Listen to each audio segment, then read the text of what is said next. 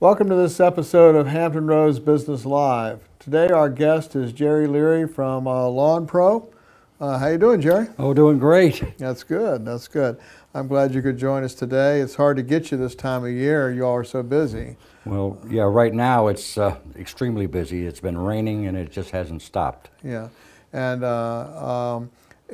so your company, I'll tell you what, let's just start off with Lawn Pro is located in Virginia Beach, but you do all of Southside Hampton Roads. We do 100, we even go as far as Suffolk, yes sir. Okay, and so tell me first of all, how did you get involved in the lawn service business? Tell us about Lawn Pro and how you got involved. I started this thing basically about 30, I think it was about 33 years ago. One day I got off of a jet, the company I was with before, and they let 187 of us go. So I walked from Norfolk Airport home to the beach. I was absolutely devastated.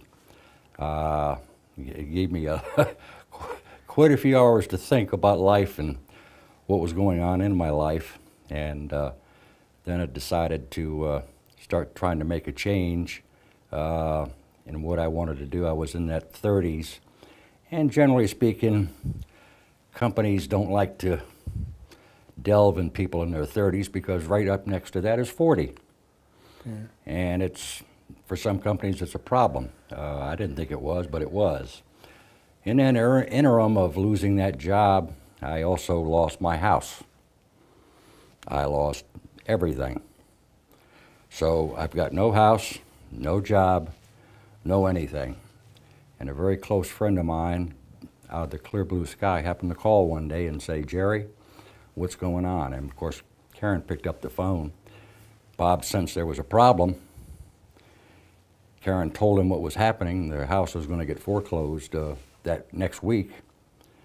Bob said, "Just stay there, I'm coming down." So the next day he came down, stayed 2 days, solved my problem, bought my house, and wow.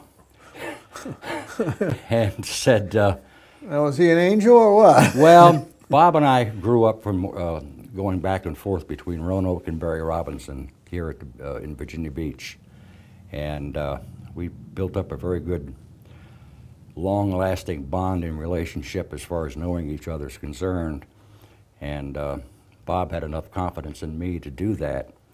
But it also told me that somebody else actually cared for me. So he's just said, if you can make the payments, make them. If you can't, give me a heads up so I'll make them for you. He says, whenever you want to buy the house back, it's yours. So I started Lawn Pro from scratch. A Mazda B2000, 4-speed off the center console. My younger sons, Mark and Ryan, sat in the jump seats in the back, sideways. Karen was in the passenger seat. We had a 4x8 foot trailer with a plywood deck. Off we went. Mm-hmm.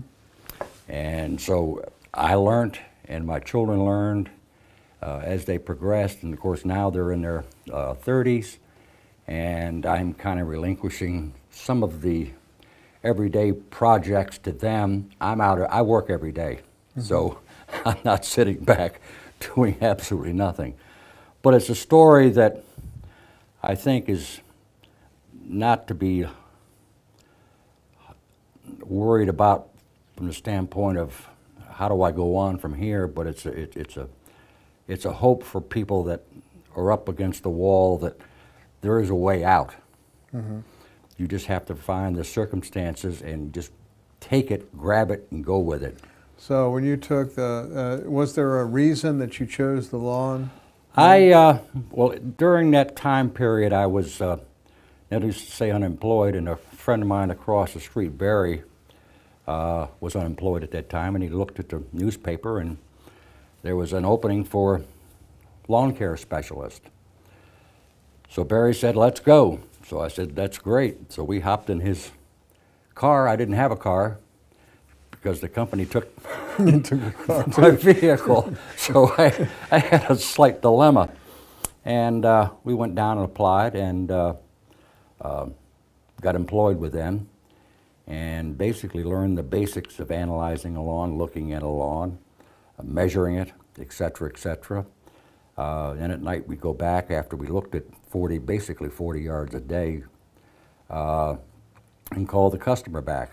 And from there, developed a rapport with the customer. We actually had seen the lawn, so I could relate to those entities that were involved with their property. And I stayed with them, worked my way up through the ranks as marketing manager for them, and finally decided it was time for me to start. And that's what I did with a Mazda B2000. Yeah, so that was a hard decision to go out on your own? Yes, it was, because I'm used to, like most people, getting a paycheck every week. Now, there isn't one every week, and you've got to go out there and get it. Yeah. And of course, doing it honestly. But it's been fun. It's been a challenge, and I think for me, it's been rewarding from a standpoint of I'm going to be leaving a legacy to my children. And of course, my children are in their 30s, but they have a history with the company. They've basically been in the back seat of that Mazda from grade school on up through high school and beyond. So they know what it takes to get where they want to go and do what they need to do to get to that next level. All right, let's talk about the services that your company provides. Can you just kind of go through that a little bit? We basically will take care of a piece of property totally. The only thing that, of course, we don't take care of is, of course, the trees. We're not tree experts, nor are we sprinkler experts. But what we do is we have a relationship with tree companies as well as sprinkler companies. Should a company or customer, residential or commercial, need those entities, I will forward it to the appropriate company and resolve their problem. But we will take care of a piece of property totally from there on Now through. that's commercial or residential? Either one. We have senior citizens retirement communities we take care of. We have community associations. We take care of banks. We run the full gamut of commercial properties as well as residential lawns. Right. And of course, each one of those is slightly different. Your commercial, they like to have it done early in the morning so that when the parking lot fills up, there's not grass all over the cars. And in the residential, we don't want to wake them up, so it's a little bit later. So both of them basically work very well together. All right. And so you cut grass and you trim or edge. We trim, edge, fertilize, we mulch, we prune, dethatch, aerate, and seed. Okay. All right. And also we can design a landscaping environment if they want a fresh change, and show them introductions of new species of plants and vegetation that will suit their lifestyle. Yeah, enhance the property. Exactly. Well, I know the companies like it because it's the first impression that people get is the outside of the office or whatever, and all. And of course, homeowners like that too. Okay, so let's take someone is interested in possibly a residential job of having you take care of their house. What's the process there? Basically, they can either call me, email me, text me. I keep a smart book and a phone, so I have instant communication with anybody within 2 or 3 minutes of contacting me, just to let me know. Then what I'll do is I'll go out and analyze the property, because in analyzing it, it tells me what type of equipment that I need to do the job correctly. Do I need a mulching unit, side discharge, or do I need a grass catching unit to be on there? Is there a lot of leaves? Is there a lot of debris from too many trees in the property? Is it shady? Is it sunny? Those types of variables dictate what is going to go on that property to maintain it and to follow through on subsequent visits to keep it at its optimal conditions. Do you go to a property? Well, then I guess you give them a price of Yes, what sir. this would cost. Mm-hmm. Okay, and are your contracts 6 months, 3 months, year? We run a year. A year. And Okay. based upon the account, and I usually will tell them in a fairly short period of time what length of time I would consider that we can get it to where it's acceptable to them as well as to myself. Most of them that we get usually are pretty bad shape. They've been neglected for quite a period of time as far as the maintenance is concerned. Okay, and then of course you set a time. Is it like once a week that you do? We come out every week to maintain the property, and in that time frame, we just don't go out to make a visit. What we do is we go out to make a change. By that I mean, do we need to mow it? Do we need to prune it? Do we need to address the weeds in the shrub area? Do we need to address the weeds in the turf area? Are there weeds in the cracks and crevices of the sidewalk, driveway? Those types of things, so that when each month is completed, all those tasks are also completed, so we can start moving forward with other things that need to be addressed on the property. So we're not sitting there with a hit list that is insurmountable. Okay. So we tackle it systematically. All right, and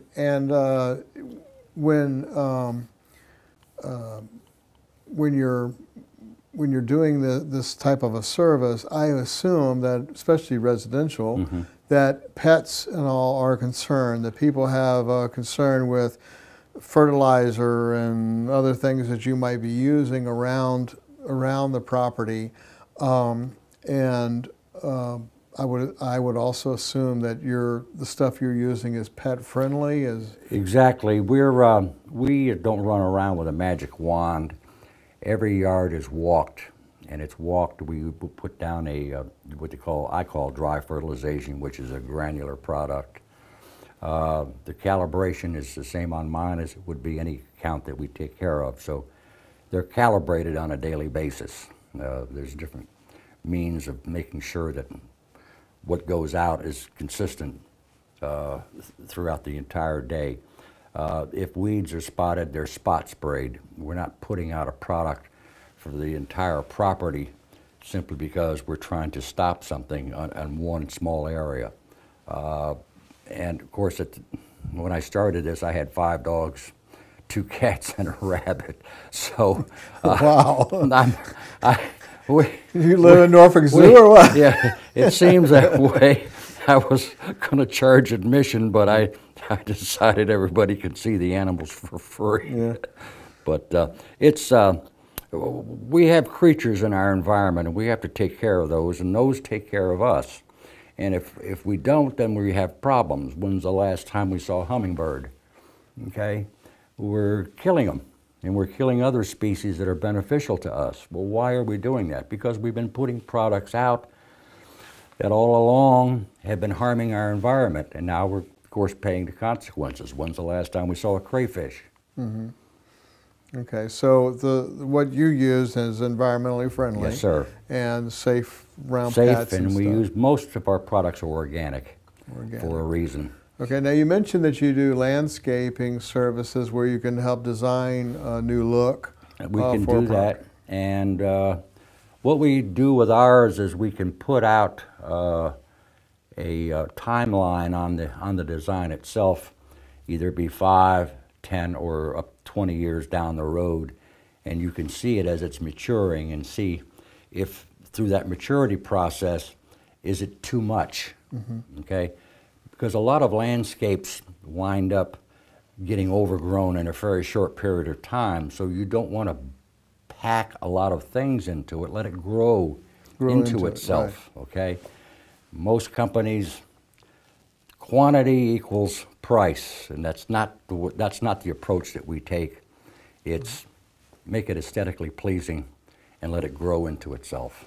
I see. Okay, and now when you're cutting grass, there is a certain height that you would optimally leave the grass at? We like to leave the grass at about 3 3/4 after it's mowed.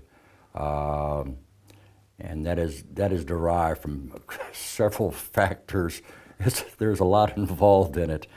First, we check the tire pressures on the rear wheels, and we check the tire caster, and we also balance out the deck. Okay, believe it or not, most people don't think that a deck gets out of balance, and it does. Once that's done, then of course we sharpen the blades every day. We've got fresh blades on there. There's a reason why blades are sharp. Just try to take, for instance, if you cut yourself with a razor blade, and take that same and use a bottle that was just broken and run that across your arm, which is going to heal faster. The razor blade cut, because it's nice and clean. If it's not clean, the grass, the blade that you just cut, you have pathogens that would love to get into that blade and start a problem for you. Okay, so it's paramount to heal that grass as rapidly as possible. Nice sharp blade, okay? It affects the roots too, doesn't it? It certainly does, because they say, what you leave at the top, your roots will match it at the bottom. And that's for fescue. Your zoysia, St. Augustine, centipede, and Bermuda like to be cut a little bit shorter. But don't cut them too short where you're going to wind up putting more water on it than necessary. Don't forget, shade is a beneficial product of a lawn. It slows the evaporation. It stops weeds from growing because there's shade there. You have a hard time growing weeds in shade. If it's sunny and you cut it excessively short, sun will come in and germinate the weed seeds, and off you go. All right, so your son works with you, yeah? And how long has Lawn Pro been in business? 33 years. 33 years, okay. So if you were going to tell somebody who is thinking about getting in business, maybe not your business, but in a business, if you were going to offer them some advice, what advice would you offer them? Make sure that you've got, I've been very fortunate in my, my education and somewhat of my background working with various people, etc., that you have the money and finances, and don't forget to put money back into it. Okay? $40,000 for a truck doesn't come up and go very rapidly, so you have to plan out what is the next phase of what you're going to be buying. Because you bought a truck doesn't mean that's the end of it, because 5, 6 years down the road, you have to do it again. So you've got to put money back into it to sustain the business, and of course the taxes and everything else that are involved in the process of doing this. And what did you find that was harder than you thought when you got in business? I think the biggest challenge was the expense of running the business. I would say that our average truck with a double axle trailer, we're looking at probably $94,000 sitting on 8 wheels, and all it's doing is sitting in a warehouse. So it's got to get out there and start generating some revenue. Right. Okay, well, you've obviously been very successful, and I wish you continued success. Why, thank you. Is there anything else I didn't cover that you wanted to talk about? Yeah, I think for the average homeowner, I think it's imperative that they check, one, the background of who they're having doing their lawn. What I have found over the last, especially 4 to 5 years, is that there's been a lot of unscrupulous people that have been out there in the industry, unfortunately. There's make-believes that don't have a license, don't have liability insurance. These are 2 prerequisites that a customer should have for their protection. Lord forbid somebody should get hurt on their property. It's not up to the homeowner to protect the person that's just doing their property. And at the same time, it shows viability of the person that's doing it. And also a business license. We don't want to be paying more taxes. Well, the reason for that is so many don't have business licenses, and they're not paying taxes. They're not paying any taxes. Right? And so we're screaming that all of our taxes are going up. This is an underworld that's unbelievable. And I don't have any problem with people being in the business. Just make sure that you have a license, right. And you have liability. Have an even playing field. Exactly. Right. Okay. All right. Well, I appreciate you coming by, and if you're looking, whether you're a business or a homeowner, and you're looking for lawn maintenance, lawn service company that can handle you year-round, do you do work year-round? We do that. And offer you a good service, and give Jerry a call, let him come out and give you a quote, and all the information to contact him is on the page below. So I thank you for coming out. Thank and talking you. with us today. I appreciate it. All righty. Thanks.